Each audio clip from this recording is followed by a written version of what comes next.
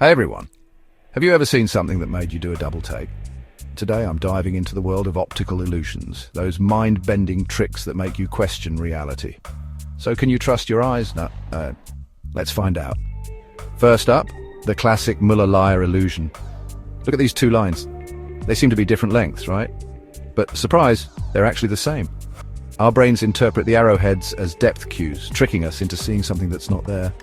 Crazy, huh? Next, let's check out the rotating snakes illusion. Stare at this image for a few seconds. Do you see the circles moving? In reality, it's a static image. Your eyes are playing tricks on you due to how the colors and shapes interact. It's a simple yet powerful example of how our brain processes movement. Now, let's get into something a bit more interactive, the Ames room. This is a distorted room that makes people appear to change size as they move from one corner to another. It messes with your sense of perspective, making you wonder, how is that possible? The room's shape and angles create a compelling illusion of size disparity. Speaking of perspective, let's talk about forced perspective photography. Ever seen those photos where someone looks like they're holding up the Leaning Tower of Pisa? That's forced perspective. By cleverly positioning the camera and subjects, photographers can create astonishingly realistic illusions. It's a fun way to play with scale and distance, and here's a brainbuster, the Penrose triangle. This impossible object appears to be a solid three-dimensional triangle, but upon closer inspection you'll realize it's an optical illusion. It can't exist in the real world.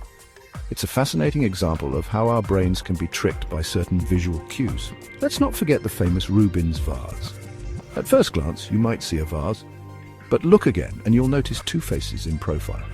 This illusion demonstrates figure-ground perception, where your brain can flip between two different interpretations of the same image. Lastly, let's take a look at the checker shadow illusion. Check out these two squares. They appear to be different shades, right? But if you isolate them, you'll see they're the same color. The shadow and surrounding context trick your brain into perceiving different shades. So, why do these illusions work? Our brains are constantly trying to make sense of the world using patterns and context. Optical illusions exploit these processes, creating fascinating discrepancies between reality and perception. Before you go, drop a comment about which illusion blew your mind the most. And don't forget to like and subscribe for more mind-bending content. Thanks for watching, and remember, seeing isn't always believing.